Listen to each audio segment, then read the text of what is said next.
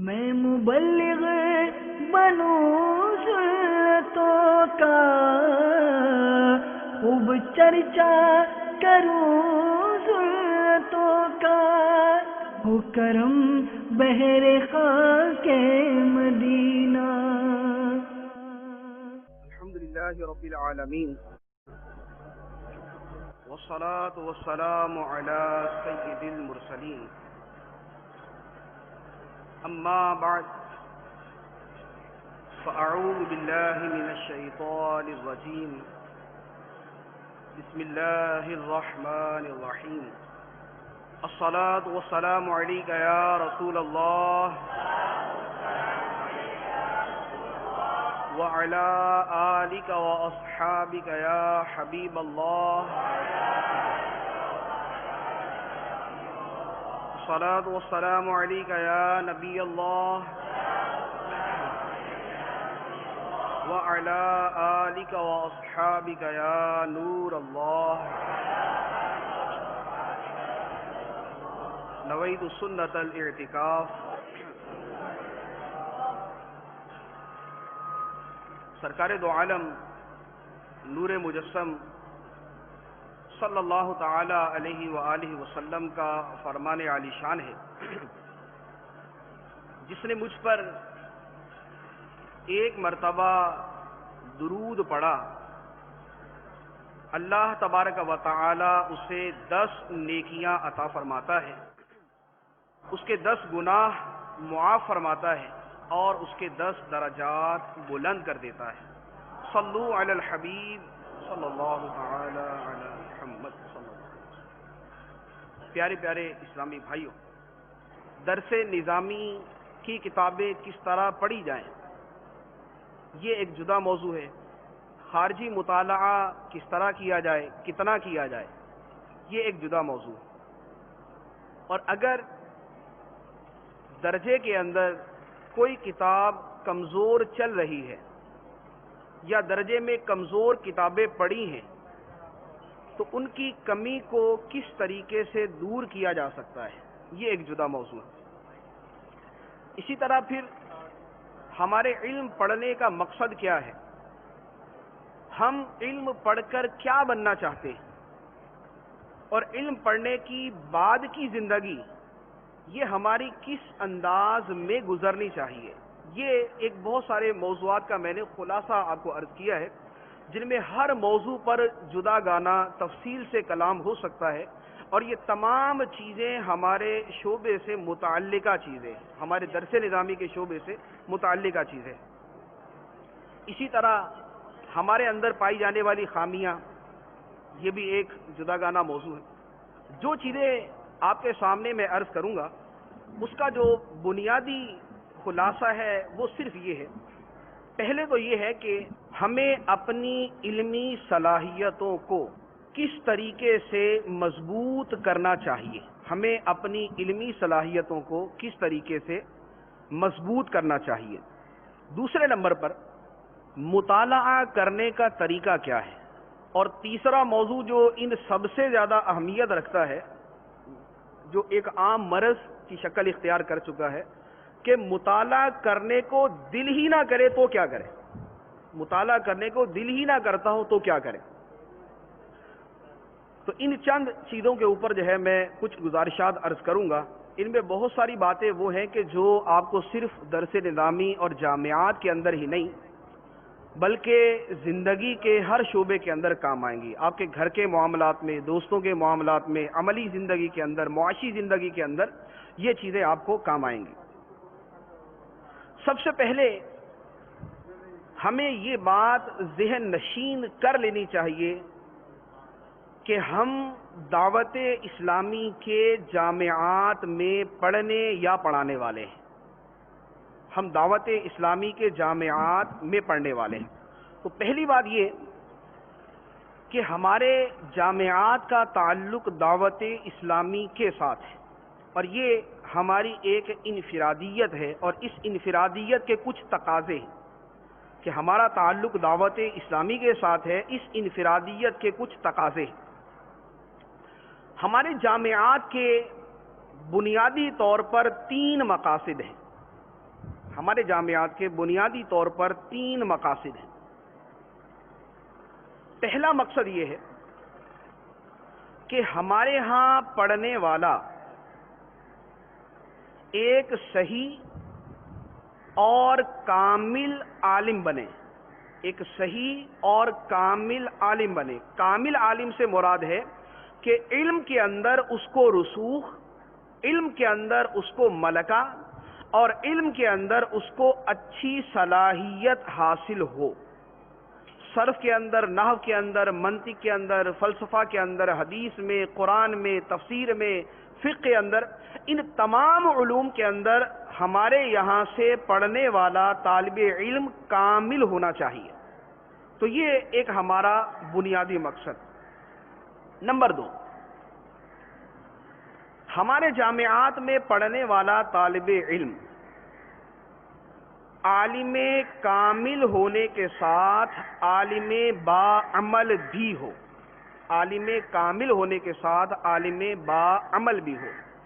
عالم ہے، کامل ہے، عامل نہیں ہے، وہ نہ اللہ تعالیٰ کی بارگاہ میں مقبول اور نہ وہ لوگوں کی نظر میں مقبول ہو سکتا ہے، کیونکہ عالم بے عمل کی تو وعیدیں ہیں، عالم بے عمل کی وعیدیں، اور نہ ہی ہمارا ماحول اور ہمارا معاشرہ عالم بے عمل کو قبول کرتا ہے۔ عالم ہے، فاسق ہے، تو نہ اللہ تعالیٰ کی بارگاہ میں مقبول اور نہ لوگوں کے ہاں اس کی کوئی عزت۔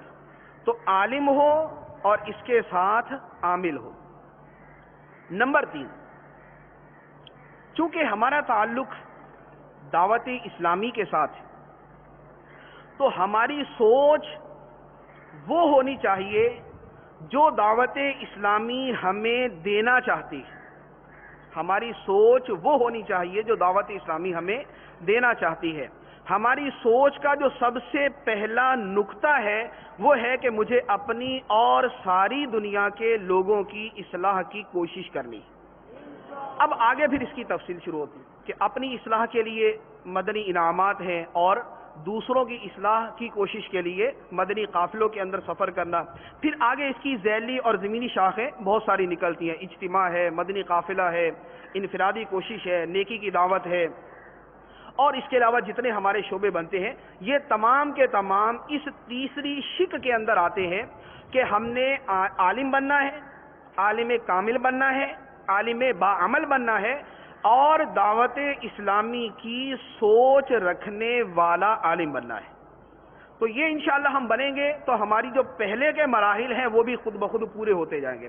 دعوت اسلامی کے سوچ والے ہوں گے تو عالم باعمل خود بخود ہو جائیں گے، کہ دعوت اسلامی کی سوچ ہے اور عمل کی سوچ نہیں ہے، یہ تو ہو ہی نہیں سکتا۔ دعوت اسلامی کی سوچ ہے ہی عمل کی سوچ، تو اس لیے دعوت اسلامی کی سوچ والے بنیں گے، یہ فکر والے بنیں گے، اس ذہن والے بنیں گے تو انشاءاللہ عز و جل عالم باعمل بھی بنیں گے۔ تو یہ وہ پہلے 3 اہداف ہیں جو ہمارے جامعات کے ہیں۔ اب ان کو سامنے رکھ کے ہم نے جو زندگی کا حصہ جامعات میں گزارا، جو گزار رہے ہیں اور جو ہم نے گزارنا ہے، ان تینوں کو سامنے رکھ کے اپنے بارے میں فیصلہ کر لیں کہ کیا ہم ان مقاصد میں پورا اترتے ہیں یا نہیں اترتے۔ دوسری بات جو ہر عمل کے اندر ضروری ہے اور جس کے بارے میں آپ بکثرت سنتے ہیں، پڑھتے ہیں، بیان کرتے ہیں کہ ہمارے علم دین حاصل کرنے کی نیت کیا ہونی چاہیے، ہمارے علم دین حاصل کرنے کی نیت کیا ہونی چاہیے۔ عالم بننے سے ہمارا مقصد مال و دولت کمانا نہیں،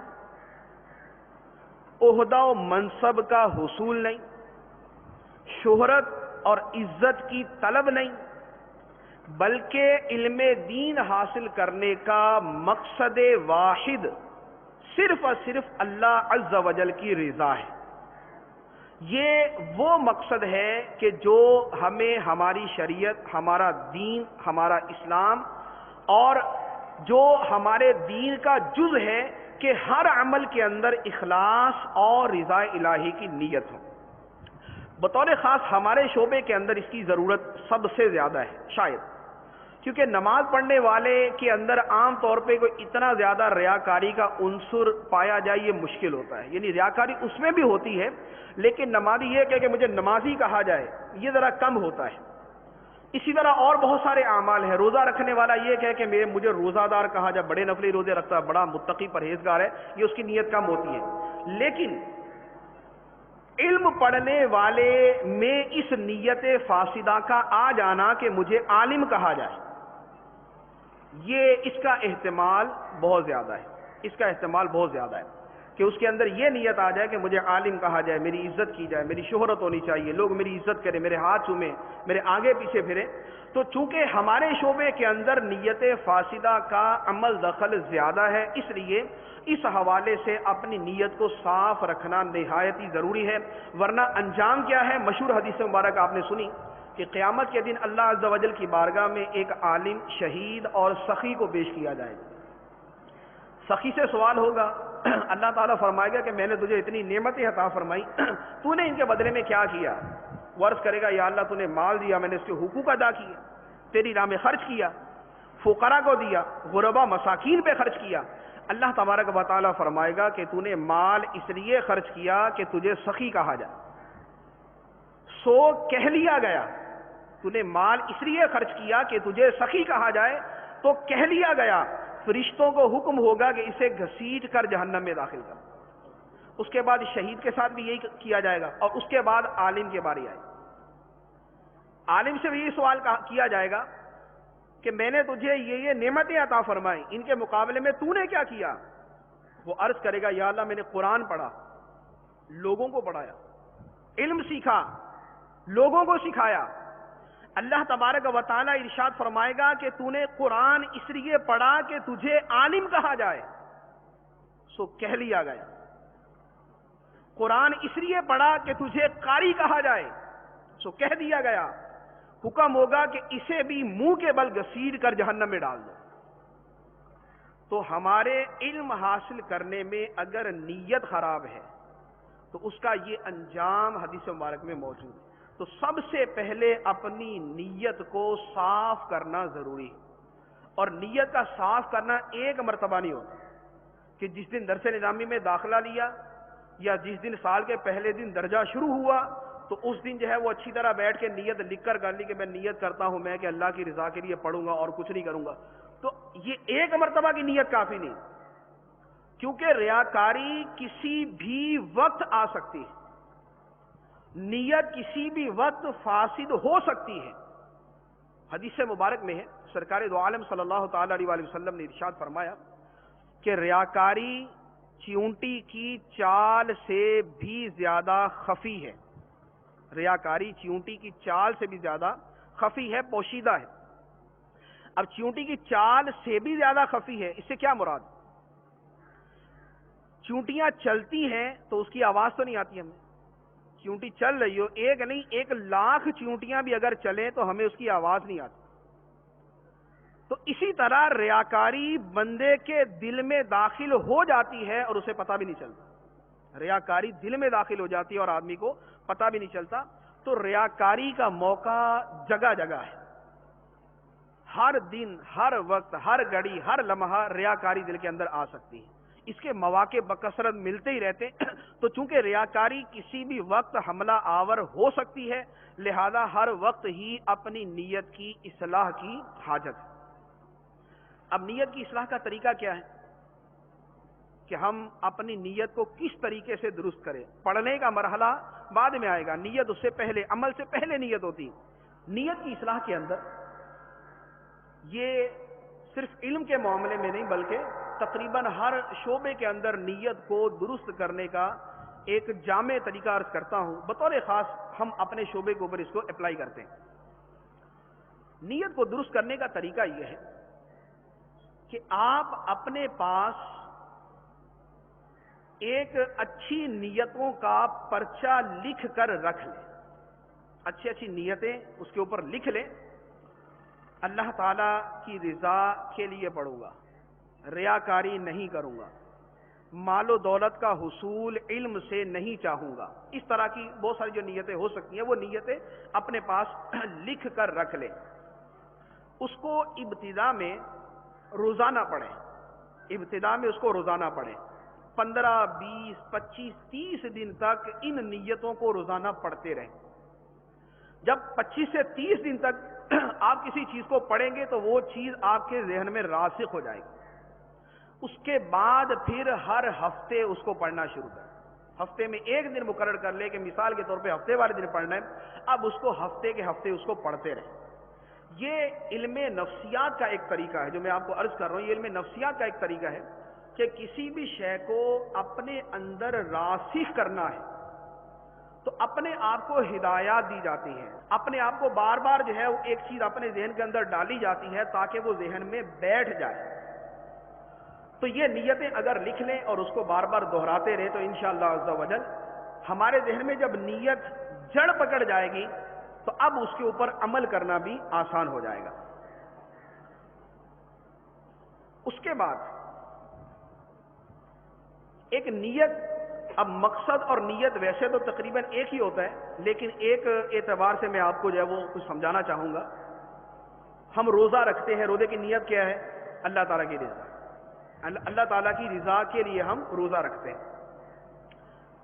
اور ایک روزے کا مقصد ہے، نیت اللہ کی رضا، ثواب کا حصول، جنت کا حصول، اور اس میں ایک مقصد ہے جو اللہ تبارک و تعالیٰ نے قرآن پاک میں بیان فرمایا، لعلکم تتقون، روزہ رکھو تاکہ تمہیں تقوی نصیب ہو، تمہیں نفس کے اوپر قابو نصیب ہو۔ تو یہ اس رضا الہی والی نیت سے جدا گانا یہ ایک اور چیز ہوئی۔ تو اب ہم علم حاصل کریں گے اللہ تبارک و تعالیٰ کی رضا کے لیے، لیکن اس میں مزید کچھ مقاصد ہونے چاہیے۔ ہمارے علم حاصل کرنے کے اندر کچھ مقاصد ہونے چاہیے۔ بزرگان دین نے، امام غزالی رحمۃ اللہ علیہ اور دیگر علماء نے بہت سارے مقاصد بیان کیے۔ علم کے حصول کا اولین مقصد ہے اپنے آپ سے جہالت کو دور کرنا۔ علم کا اولین مقصد اپنے آپ سے جہالت کو دور کرنا، وہ جہالت کہ جو اللہ تبارک و تعالی سے دور کرنے والی ہے، اور وہ معرفت اور وہ ادراک اور وہ علم حاصل کرنا کہ جو اللہ تعالیٰ کے قریب کرنے والا ہے۔ تو اپنے آپ سے جہالت کو زائل کرنا یہ ہمارے علم کا ایک بنیادی اور ایک اولین مقاصد میں سے ایک مقصد ہے۔ دوسرا مقصد، علم حاصل کرنے کا مقصد یہ ہے کہ ہم احیاء دین اور ابقائے اسلام کا کام کریں گے۔ ہم احیاء دین اور ابقائے اسلام کا کام کریں گے۔ اس وقت دنیا کے اندر جو حالات ہیں، عالمی سطح پہ لے لیں یا اس سے نچلی سطح پہ آ جائیں، ہر جگہ دین کے بارے میں نت نئے فتنے ہر روز سر اٹھاتے ہیں۔ وہ جو حدیث مبارک ہے کہ فتنے اتنی کثرت کے ساتھ آئیں گے کہ جیسے بارش برستی، اور صبح کو ایک فتنہ ہوگا اور شام کو اس سے اتنا بڑا فتنہ آئے گا کہ صبح والا بھول جائے گا، اور اگلی صبح کو اتنا بڑا فتنہ آئے گا کہ کل شام والا بھول جائے گا۔ تو فتنے اتنی کثرت کے ساتھ آئیں گے کہ آدمی فتنوں کو شمار نہیں کر پائے گا۔ اور ہمارے ہاں کتنے فتنے اور کتنے اعتبار سے فتنے؟ پہلے نمبر پر عقائد کے اعتبار سے، عقیدے کے اعتبار سے کتنے فتنے، جو کھلم کھلا کفار ہیں، مسلمانوں کو مرتد بنانے کی مہم میں چلاتے رہتے ہیں۔ اس کے بعد جو ڈھکے چھپے ہیں وہ اپنی مہم میں چلاتے رہتے ہیں، وہ اپنی کوششیں کرتے رہتے ہیں۔ کوئی حدیث کا منکر، کوئی قرآن پاک کی منمانی تعویلیں کرنے والا، کوئی قرآن پاک کو اپنے انداز میں بیان کرنے والا، قرآن پاک کی ایسی ایسی تحریفیں اور ایسی معنوی تبدیلیاں کرنے والا کہ آدمی پڑھے تو عقل دنگ رہ جائے۔ وہ دین ہی نیا ہے کہ جس کے اندر حدیث اور فقہ اور علم کا انکار کر کے صرف قرآن کو لیا جائے، اور پھر قرآن کے اوپر سارے دین کی بنیاد اس انداز میں رکھی جائے کہ قرآن اور اپنی عقل کو حرف آخر سمجھا جائے۔ فرشتوں کا انکار، جنوں کا انکار، آخرت کا انکار، شیطان کا انکار، جنت و دوزخ کا انکار، یہ اسی قرآن کے ذریعے کرنے والے اور مسلمان کہلانے والے موجود ہیں۔ پھر اس کے بعد ضروریات دین میں مختلف چیزوں کا انکار کرنے والے کتنے ہیں؟ نام گنوائے تو 20 اس کے اندر آ جائیں گے کہ جو ضروریات دین کا انکار کرنے والے ہیں، اہم ترین اسلامی عقیدوں پر اعتراض کرنے والے، ان کا رد کرنے والے، ان کو نہ ماننے والے اور ان کی جگہ اپنے عقیدے گھڑنے والے، ان کی تعداد نہ جانے کتنی۔ پھر اس کے بعد عملی اعتبار سے لے لیں آپ، عمل کے اندر جو اس وقت مسلمانوں کی حالت ہے، نماز پڑھنے والے کتنے ہیں، روزہ رکھنے والے کتنے ہیں، حج جن پر فرض ہے اور نہیں کرتے وہ کتنے ہیں؟ ہمیں تو حاجی یوں زیادہ لگتے ہیں نا کہ حج کے اوپر اتنا بڑا رش ہو جاتا ہے، 25-30 لاکھ افراد ہو جاتے ہیں، ان میں آدھے سے زیادہ تو وہی ہوتے ہیں کہ جو پہلے کر چکے ہوتے ہیں، اور جن پہ فرض ہوتا ہے ان کی بہت بڑی تعداد ہے کہ جو حج پر نہیں جاتے۔ اسی طرح کاروبار کے اندر لے لیں، کاروبار سے تو دین کو بالکل ہی بے دخل کرنے کی کوشش کی جاتی ہے۔ اپنے معاملات کو لے لیں تو دین کا وہ کون سا شعبہ ہے کہ جہاں پر فتنے، جہاں پر آزمائشیں، جہاں پر رنگ برنگی چیزیں، جہاں پر خلاف اسلام چیزیں نہیں۔ تو ہمارا علم حاصل کرنے کا مقصد یہ ہے کہ ہم نے احیاء دین کرنا ہے، ہم نے احیاء اسلام کرنا ہے، ہم نے ابقاء اسلام کرنا ہے۔ یہ مقصد اگر ہمارے ذہن میں ہوگا تو اب ہمارے علم کے اندر پختگی، ہمارے علم کے اندر شوق، ولولہ اور جذبہ پیدا ہوگا، کیونکہ جب آپ کو یہ پتا ہے کہ مجھے عالمی سطح پر، بین الاقوامی سطح پر مجھے دین کا کام کرنا ہے، عقیدے کے اندر مسلمانوں کی اصلاح کرنی ہے، عمل کے اندر مجھے مسلمانوں کو سیدھی راہ پہ لانے کی کوشش کرنی ہے، جب مقصد عظیم ہوگا تو اس کے لیے کوشش بھی عظیم ہوگی، جب مقصد عظیم ہوگا تو اس کے لیے کوشش بھی عظیم ہوگی۔ تو پہلے نمبر پر اپنی نیت وہ خالص کریں، اس کے بعد جو اپنے مقاصد ہیں ان کو متعین کریں، ہمارے مقاصد یہ ہیں اور ہم نے اس کے لیے کوشش کرنی۔ ہم اول تاخیر درس نظامی پڑھ لیتے ہیں، فارغ ہو جاتے ہیں، سب کچھ ہو چکا ہوتا ہے، لیکن اس کے باوجود ایک زندگی کا حصہ گزر جاتا ہے تو پھر ہم کہتے ہیں یار ہم نے کچھ کیا ہی نہیں، ہماری زندگی ایسے ہی گزر گئی، ہم نے دین کا کوئی کام ہی نہیں کیا۔ درس نظامی سے جو فارغ ہو جائے وہ درس نظامی کے اوپر حسرت اور افسوس کا اظہار کرتا ہے، اور جو فارغ ہونے کے بعد 4, 5, 10 سال گزار چکا ہوتا ہے وہ اس کے اوپر افسوس کا اظہار کرتا ہے کہ میری تو ساری زندگی ایسے گزر گئی۔ تو اب کامیابی کے چند اصول میں آپ کو عرض کرتا ہوں کہ یہ کامیابی کے اصول اگر کوئی ایک فرد بھی مکمل طور پر اپنا لے تو شاید ہمیں مستقبل کا کوئی عظیم محدث، کوئی عظیم فقیہ، کوئی عظیم مفتی، کوئی عظیم عالم، کوئی عظیم مبلغ اور کوئی عظیم دین کا خادم مل سکتا ہے۔ پہلے نمبر پہ کامیابی کے اصولوں میں پہلے نمبر پہ اول تا آخر درس نظامی بہترین انداز میں پڑھے، اول تا آخر درس نظامی بہترین انداز میں پڑھے، ٹوٹا پھوٹا لنگڑا لولا کچھ پڑھ لیا کچھ چھوڑ دیا، کچھ توجہ سے پڑھا کچھ بغیر توجہ کے پڑھ لیا، ایسا نہیں۔ جو پڑھا توجہ سے پڑھا، یاد کیا، ذہن نشین کیا، دل میں بٹھایا اور پھر اس کو یاد رکھا، اس کو بھول نہیں گیا۔ تو پہلے نمبر پر اول تا آخر درس نظامی بہترین انداز میں پڑھے۔ کامیابی کا دوسرا اصول ہوتا ہے کہ آدمی کے اندر ذہانت، آدمی ذہین ہو۔ ذہین آدمی کے لیے بہت سارے راستے خود بخود کھل جاتے ہیں، کیونکہ ذہانت جو ہے اس کو بہت سارے راستے سجھا دیتی ہے، کم وقت کے اندر اس کو زیادہ عطا کر دیتی ہے۔ تو ذہین ہونا جو ہے یہ کامیابی کے اندر ایک بہت اہم فیکٹر ہوتا ہے، لیکن اس پہ دار و مدار نہیں، یہ یاد رکھیے کہ یہ نہیں ہے کہ اب کوئی ذہین نہیں ہے تو وہ یہ کہ میں تو کچھ کر ہی نہیں سکتا، نہیں۔ آپ کو حیرت ہوگی، میں نے ایک کتاب پڑھی، اس میں دنیا کے تقریباً 30,000 کامیاب ترین افراد پہ ریسرچ کی گئی. دنیا کے 30,000 کامیاب ترین افراد پہ ریسرچ کی گئی کہ یہ کامیاب کیسے ہوئے,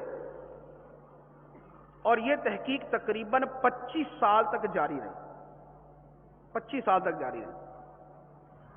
25 سال کی اس تحقیق کے بعد اس مصنف نے 30 وہ بنیادی اصول مرتب کیے کہ جن کے ذریعے کوئی آدمی کامیاب ہوتا ہے. ان میں سے کسی ایک کے ذریعے یا بہت ساروں کے ذریعے یا سب کے ذریعے. ان میں ذہانت 30 اصول تھے. 30 اصول. ان میں ذہانت کا نمبر 28واں تھا. ذہانت کا نمبر 28واں تھا. تو ذہین ہونا مفید ہے لیکن ضروری نہیں کہ کامیابی کا دار و مدار ذہانت پر ہی ہو, ایسا نہیں.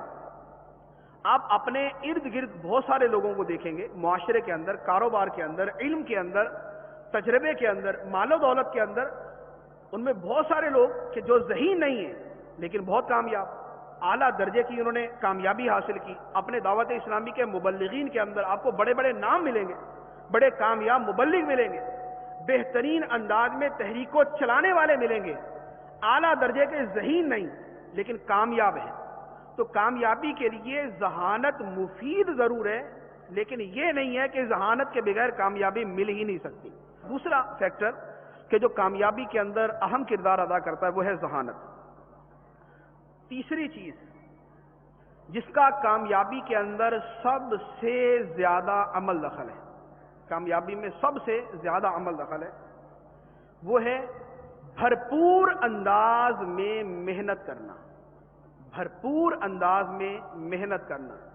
محنت کے بغیر اگر کوئی شخص یہ سمجھتا ہے کہ کامیاب ہو جائے گا, اچھا عالم بن جائے گا, تو وہ بے وقوفوں کی دنیا میں رہنے والا ہے, وہ احمقوں کی دنیا میں رہتا ہے. کہ جو یہ سمجھتا ہے کہ بغیر محنت کے میں کامیاب ہو جاؤں گا. ایسے ایسے ذہین افراد کو آپ بھی جانتے ہیں, میں بھی جانتا ہوں, بڑے ذہین, بہت ذہین, محنت نہیں کی کامیاب نہیں ہوئی. ہم سے زیادہ ذہین جو ہے وہ ہمارے درجوں کے اندر موجود ہوتے تھے, محنت نہیں کرتے تھے. محنت نہیں کرتے تھے تو کوئی کسی طرف نکل گیا, کوئی کسی طرف نکل گیا, کوئی بیچارہ صرف امام مسجد رہ گیا, کوئی صرف خطابت کی دنیا میں آ گیا, کسی کا کوئی چھوٹا سا دال دریا بس بن گیا. تو اتنا سا ہوا. بغیر محنت کے کامیاب ہونے کا تصور کیا ہی نہیں جا سکتا. آپ یہ کہیں کہ محنت نہ کریں اور کامیاب ہو جائیں تو یہ ہوائی خیالی پلاؤ ہیں. یہ خیالی پلاؤ, یہ ہوائی قلعے ہیں, جتنے مرضی تعمیر کرتے رہے, رات کو سوتے وقت خیال کرے صبح اٹھوں گا محدث اعظم بن جاؤں گا. ایسا کچھ بھی نہیں ہوگا. بغیر محنت کے کچھ بھی نہیں ہو سکتا. ہاں اللہ تعالیٰ کسی کو علم لدنی عطا فرما دے وہ جدا بات ہے, لیکن میرے خیال میں آپ میں سے ابھی تک کسی کو نہیں ملا ہوگا نا, ٹھیک ہے نا. تو 6 سال ہو گئے, 7 سال ہو گئے, 8 سال ہو گئے, پڑھنے پڑھانے والوں کو ہو سکتا 16 سال ہو چکے ہوں. تو ظاہری طور پہ ابھی تک کوئی بندہ ملا نہیں ہے اپنے شعبے میں کہ جس کو علم لدنی ملا ہو. پڑھنے سے جس کو آیا آیا. تو محنت کے ساتھ ہی ترقی ہوگی, محنت کے ساتھ ہی علم حاصل ہوگا. بغیر محنت کے علم حاصل ہو ہی نہیں سکتا. حدیث مبارک کے الفاظ ہیں انما العلم بالتعلم, علم صرف سیکھنے سے آتا ہے. انما کلمہ حصر, اتنا تو آپ کو پتہ ہی, انما کلمہ حصر, انما العلم بالتعلم, علم صرف سیکھنے سے آتا ہے. تو محنت کے بغیر کبھی کامیابی حاصل نہیں ہو سکتی. اور ایسی چیز بھی نہیں ہے کہ مال تو بغیر محنت کے حاصل ہو سکتا ہے کہ باپ بہت امیر تھا, بچہ ابھی جو ہے وہ 1 دن کا ہے, باپ مر گیا تو یکدم کروڑ روپیہ اس کے اکاؤنٹ کے اندر آ گیا, اس کو وراثت کے طور پہ مل گیا. یا کسی آدمی نے یکدم 10 کروڑ روپیہ اس کو ہبہ کر دیا, تحفہ دے دیا. تو مال بغیر محنت کے آ سکتا ہے لیکن علم کبھی اس طریقے سے نہیں آ سکتا کہ ایک آدمی بہت بڑا عالم ہے تو وہ اپنے دل سے علم نکالے اور دوسرے کے اندر ڈال دے. اس کو سیکھنے سے آئے گا. تو محنت کے بغیر علم کا حصول نہیں ہو سکتا. یہ ہے تیسرا اصول. چوتھی بات کامیابی کے لیے,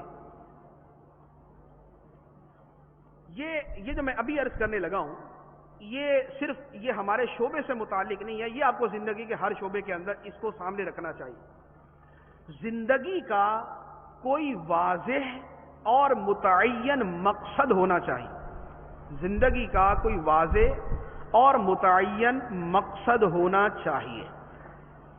مقصد نہیں, کوئی ہدف نہیں ہے, کوئی ہدف نہیں ہے تو آپ کچھ کر ہی نہیں سکتے. اب اس کی ایک مثال دیتا ہوں. آپ کے پاس موٹر سائیکل ہے, آپ موٹر سائیکل پہ بیٹھے چلا لیا, جانا کہاں ہے پتہ ہی نہیں, جانا کہاں ہے پتہ ہی نہیں. آپ رکشے میں بیٹھے, رکشے والے سے کہہ دیا کہ بھائی مجھے لے جاؤ. اس نے پوچھا کہاں, پتہ ہی نہیں, تو کہاں لے کے جائے گا. جہاز کے اندر پائلٹ نے جہاز اڑانا شروع کیا, اب جہاز میں بیٹھ گیا, اڑانا شروع کیا, پتہ ہی نہیں جانا کہاں ہے, تو کہاں جائے گا, نیچے ہی آئے گا نا وہ. تو جب تک مقصد اور ہدف متعین نہیں ہوتا تب تک آدمی بے مقصد بس ہواؤں کے اندر ہی اڑتا رہتا ہے. آپ اگر درس نظامی پڑھنے کا مقصد پہلے سے متعین کر لیں, تو اپنا ہدف اگر پہلے سے سامنے رکھ لیں, تو آپ ایک تو پڑھنے کے اندر آپ اسی انداز میں پڑھیں گے جو آپ کو اس کام کے اندر فائدہ دے.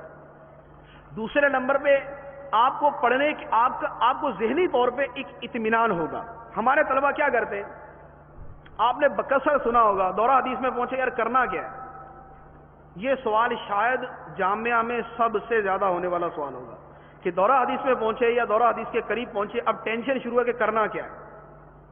یہ سوچ ابھی کیوں آئی, ہدف متعین نہیں تھا, کوئی مقصد سامنے نہیں تھا. اگر پہلے سے طے ہو کہ میں نے درس نظامی پڑھنے سے فارغ ہونے کے بعد دنیاوی علم بھی ساتھ پڑھنا ہے اور میں نے پروفیسر بننا ہے, اگر یہ مقصد پہلے سے سامنے ہوگا تو اس کو دورے کے اندر آگے یہ سوچنا نہیں پڑے گا کہ مجھے کرنا کیا ہے. اب اس کو پتا ہے کہ اگر میرا پروفیسر بننے کا ارادہ ہے تو میں درس نظامی کے ساتھ دوسرے علوم بھی پڑھوں گا, میں دوسرے امتحانات بھی دوں گا, میں دنیاوی علم بھی حاصل کروں گا. اسی طرح دوسرا مقصد لے لیں, درس نظامی پڑھنے کے اندر آپ کے ذہن میں مقصد متعین تھا کہ مجھے تقریر کے ذریعے دین کی خدمت کرنی, مجھے تقریر کے ذریعے بیان کے ذریعے مجھے دین کی خدمت کرنی. اب اگر یہ سامنے ہوگا تو میرے خیال دورے میں تو پہنچنے کی اس کو ضرورت ہی نہیں پڑے گی. جو ہمارے ہاں ہوتا ہے دورے میں پہنچنے کی تو اس کو ضرورت ہی نہیں پڑے گی. لیکن اگر یہ مقصد سامنے ہوگا تو آپ کو پریشانی نہیں ہوگی, آپ پڑھنے کے اندر بطور خاص ایک متعینہ ہدف کے پیچھے چلتے رہیں. اسی طرح اگر آپ کے ذہن میں ہے کہ مجھے درس نظامی سے فارغ ہونے کے بعد تحریر و تصنیف کے ذریعے دین کی خدمت کرنی, تحریر و تصنیف کے ذریعے دین کی خدمت کرنی, جب آپ کے ذہن میں یہ مقصد ہوگا اب آپ کو یہ پریشانی نہیں ہوگی کہ مجھے کرنا کیا ہے. آپ کے سامنے مقصد ہے, آپ درس نظامی کے دوران اسی مقصد کو پیش نظر رکھتے ہوئے پڑھتے رہیں گے. تو مقصد کو متعین کرنے کا فائدہ ایک اطمینان قلبی نصیب ہوتا ہے. پھر مقصد متعین کرنے میں ایک اور فائدہ, آپ نے اپنے ذہن میں مقصد متعین کر لیا کہ مجھے محدث بننا ہے. اب درس نظامی میں آپ کی سب سے زیادہ توجہ کس طرف ہوگی, حدیث کی طرف. اور جب آپ کے ذہن میں ایک مقصد متعین ہوگا تو اب آپ کو آسانیاں بھی ہوں گی. اب آپ کا رابطہ ایک تو فن حدیث سے ہوگا اور ایک علم حدیث کے ماہرین سے ہوگا. اور جب آپ پڑھنے سے فارغ ہوں گے تو آپ کے اندر حدیث کا ملکہ, حدیث کی صلاحیت اور حدیث کی استعداد جو ہے یہ پہلے سے پیدا ہو چکی ہوگی. اگر آپ کو کوئی اور مقصد ہے حدیث کے ساتھ, مثال کے طور پہ آپ سمجھتے ہیں کہ مجھے فقیہ بننا ہے, آپ اس کے اعتبار سے جو ہے وہ پڑھیں گے, اس کے اعتبار سے غور کریں گے. تو یہ وہ چیزیں ہیں کہ اگر آپ کے سامنے مقصد متعین ہے تو آپ کو نہایت ہی آسانی رہے گی. تو پہلے نمبر پہ اپنا مقصد جو ہے یہ متعین کرے. تو مقصد کا متعین کرنا یہ کامیابی کی ایک بنیاد ہے. اس کے بعد کامیابی کا ایک اور اہم اصول, مقصد ہونا کیا چاہیے. مقصد تو آپ کو متعین کرنا ہے, اب مقصد ہونا کیا چاہیے. مقصد وہ ہونا چاہیے جو دین کے اعتبار سے بھی عمدہ اور اعلیٰ ہو اور دنیا کے اعتبار سے بھی عمدہ اور اعلیٰ ہو. دین کے اعتبار سے بھی عمدہ اور اعلیٰ ہو اور دنیا کے اعتبار سے بھی عمدہ اور اعلیٰ ہو. امام غزالی رحمۃ اللہ علیہ نے ایک جگہ قصب معاش کے اندر ایک بات بیان فرمائی ہے. ارشاد فرمایا کہ اگر کسی آدمی کو کاروبار ہی کرنا ہے, خرید و فروخت ہی کرنی ہے, تو اسے چاہیے کہ اس چیز کا کاروبار کرے جس پر دنیا کی بقا ہے. اس چیز کا کاروبار کرے جس پر دنیا کی بقا ہے. مثال کے طور پہ کھانے پینے کی چیزوں کا کاروبار کرے. کیوں؟ اس لیے کہ کھانے پر دین کی بقا ہے اور ڈیکوریشن کے اوپر دین کی بقا نہیں, تو اس کی بنسبت وہ کھانے پینے کی چیزوں کا کاروبار کرے. تو یہ ایک مثال آپ کو سمجھانے کے لیے عرض کی ہے کہ آپ مقصد وہ متعین کریں کہ جو مقصد دین اور دنیا دونوں اعتبار سے اعلیٰ ہو. اب یہ آپ سوچیں گے تو آپ کو خود سمجھ آ جائے گا کہ میرے لیے کون سا مقصد بہترین ہو سکتا ہے. ایک اور اہم چیز، اس کے بغیر بھی کامیابی کبھی نہیں مل سکتی، اس کے بغیر بھی کامیابی کبھی نہیں مل سکتی. وہ کیا ہے؟ وہ ہے استقامت کے ساتھ لگے رہنا. استقامت کے ساتھ لگے رہنا. استقامت نہیں اور ذہانت ہے، استقامت نہیں اور محنت ہے. کچھ ہو سکتا ہے. اب مثال کے طور پر ایک آدمی بلڈنگیں بنانے کا ماہر ہے. ایک بلڈنگ اس نے بنانا شروع کی، ایک فلور بنایا، محنت اس نے بہت کی، دن رات کام کیا، لیکن جب ایک فلور بنا ابھی مکمل نہیں کیا، اس کو چھوڑ کے دوسرا شروع کر دیا، دوسرا چھوڑ کے تیسرا شروع کر دیا. اس کی زندگی گزر جائے گی، کوئی بلڈنگ اس کی مکمل نہیں ہو سکتی. اسی طریقے سے آپ مطالعے کو لیں. آپ کا دل ہے کہ میں حدیث بھی پڑھوں، قرآن بھی پڑھوں، تفسیر بھی پڑھوں، سیرت بھی پڑھوں. ایک کتاب شروع کی، ایک دن اتنی محنت کی 8 گھنٹے پڑھتے رہے اور 1/4 حصہ کتاب کا پڑھ لیا. اگلے دن اس کو بند کر کے رکھ دیا، دوسرا شروع کر دیا، دوسرے کے بعد تیسرا شروع کر دیا، تیسرے کے بعد چوتھا شروع کر دیا. استقامت کے ساتھ نہیں پڑھیں گے تو بھی کچھ حاصل نہیں ہو سکتا. تو استقامت نہایت ہی ضروری ہے، اور یہ ہر چیز کے اندر. درس نظامی کے اندر بھی جیسے ایک مدرسے میں کچھ پڑھا، پھر دوسرے میں، پھر تیسرے میں چلے گئے، جیسے وہ سما خیرہ والا مرض ہوتا ہے. ایک مدرسے میں کچھ پڑھا، پھر دوسرے میں چلے گئے، پھر تیسرے میں چلے گئے. 100 مدرسوں میں گھوم لیں گے، کچھ بھی نہیں ملے گا.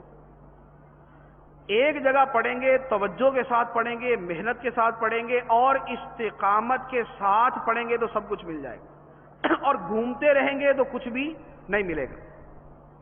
تو استقامت نہایت ہی اہم. اچھا، استقامت کے ساتھ ایک اور چیز، یہ ایک ہمارے اندر خامی بھی ہوتی اور یہ فی نفسی وہ چیز بھی ہے کہ جس کے بغیر کامیابی نہیں ہو سکتی. وہ کیا؟ ہمیشہ ایک وقت میں ایک کام کریں. ہمیشہ ایک وقت میں ایک کام کریں. اگر آپ نے سیرت پڑھنا شروع کی، سرکار دو عالم صلی اللہ علیہ وسلم کی سیرت پڑھنا شروع کی، تو اب آپ سیرت کے ساتھ کچھ اور نہ پڑھیں. سیرت جب معتد بہا پڑھ لیں، اس کے بعد آپ کسی دوسرے علم کی طرف آئیں. آپ نے سیرت بھی شروع کی ہوئی ہے، آپ نے فقہ بھی شروع کی ہوئی ہے، تفسیر بھی شروع کی ہوئی ہے، حدیث بھی شروع کی ہوئی ہے. جب بہت سارے علوم پڑھیں گے نا تو اب وہ ذہن کے اوپر بوجھ بننا شروع ہو جاتا ہے. ذہن کے اوپر جب بوجھ بننا شروع ہو جاتا، پھر ایک دن آتا بندہ سب کچھ بند کر کے رکھ دیتا، یار اتنا مشکل ہے پڑھنا ہے. تو ایک شے پڑھے اور مکمل طریقے سے وہی پڑھیں. اسی طرح کام شروع کرنے، اگر کام کرنے ہیں تو کام کرنے کے اندر بھی یہی اصول ہے کہ ایک وقت میں ایک کام کریں. ایک وقت میں آپ کہیں کہ میں 4 گھنٹے کسی جگہ نوکری بھی کر لوں، 4 گھنٹے میں کاروبار بھی کر لوں، 4 گھنٹے میں تدریس بھی کر لوں، 2 گھنٹے میں تحریری کام بھی کر لوں، اور پھر دوسرے تیسرے دن میں بیانات بھی کرتا رہوں، تو یہ کچھ بھی نہیں ہو سکتا. ایک کام کریں اور اسی کے اندر لگ جائیں. اس کام کے اندر محنت کریں گے تو اس کام کے اندر آپ کو بے انتہا کامیابی ملے گی. ہر فن کے اندر جائیں گے تو کچھ بھی نہیں بن پائیں گے، اور ایک فن کو اختیار کر لیں گے تو اس کے اندر امام بن سکتے ہیں. تو ایک شعبے کے اندر کام کریں اور اسی کے اندر پوری محنت کریں. اس کے بعد ان سب سے زیادہ اہم چیز، جس کی طرف سب سے کم توجہ دی جاتی اور جس کی وجہ سے ہمارے پورے نظام کا ستیہ ناش، ہمارے طلبہ کی پڑھائیوں کا بیڑا غرق، وہ کیا؟ اپنے وقت کی صحیح قدر و قیمت نہ کرنا. میں مبلغ بنوں سنتوں کا، خوب چرچا کروں سنتوں کا، ہو کرم بہر خاک مدینہ.